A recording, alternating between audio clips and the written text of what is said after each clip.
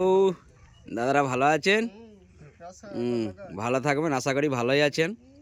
যা কনকনে ঠান্ডা পড়েছে। এই যে একটা লেপ কাটা হচ্ছে, পুরাতন লেপ। এই যে সেলাইগুলো কাটছে এই যে মিস্ত্রিরা, তাহলে কেটে এই যে তুলো ধুনেও একটা লেপ তৈরি হবে, কিছু তুলো মিশিয়ে। যতই পুরনো তুলো হোক তাতে কোনো অসুবিধা কিছু নাই। তো 1 কেজি 1.5 কেজি যা তুলো লাগে দিয়ে কিন্তু আবার একটা লেপ হয়ে যায়।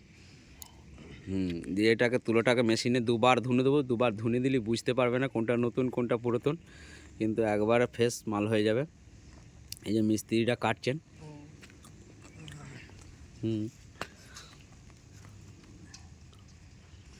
আজকে সকালবেলা আজকে দোকানেই কাজ হচ্ছে।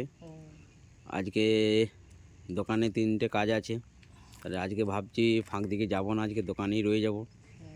দোকানে কাজটাও তো দিতে হবে, দোকানে অর্ডার দিয়ে গেছে, মাল দিয়ে গেছে। এটা কালকে একজন দিয়ে গেছে ভদ্রলোক, দিয়ে লেপটা করে রেখে দেবে, দিয়ে আজকে করে দেবো, দিয়ে আজকে সন্ধ্যেবেলা এসে নিয়ে চলে যাবে। এ মিস্ত্রি কুমারীরা একটু মুখটা উপর দিকে তুলো, ঘুমটাটা টানলে হবে না। রাজু কুমারী, হ্যাঁ এই যে মিঠুন কুমারী ঠিক আছে, হ্যাঁ রাজু কুমারী মাঝে আছো। রাজু কুমারী একটু মুখটা তুলো। অত শীত নাই। তারপরে একটা লালি কুমারী আছে, শত্রুঘ্ন কুমারী, এই যা।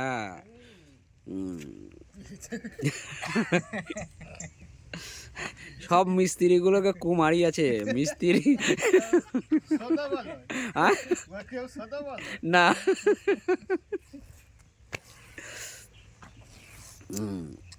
যে হচ্ছে কাটা হচ্ছে। এটা মিঠুন কুমারী যেটা আছে এখানেই ঘর। ময়নাপুর দিঘের পাড়ায় ঘর। তো আমাদের কাছে কাজ শিখছে। বলছে কাজ শিখবো আমি, তাই শেখ। তো কাজ শেখানো হচ্ছে ওকে। এখন প্রথমে কাটাটা শিখছি।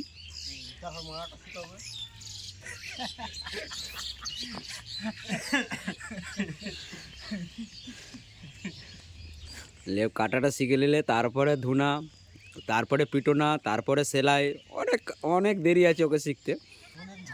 হ্যাঁ ওই যা তোমার দিকটা ঘুরবো ক্যামেরাটা। আচ্ছা ঠিক আছে। না না তোমার দিকটা জিজ্ঞেস করেছি তাই জন্য তো।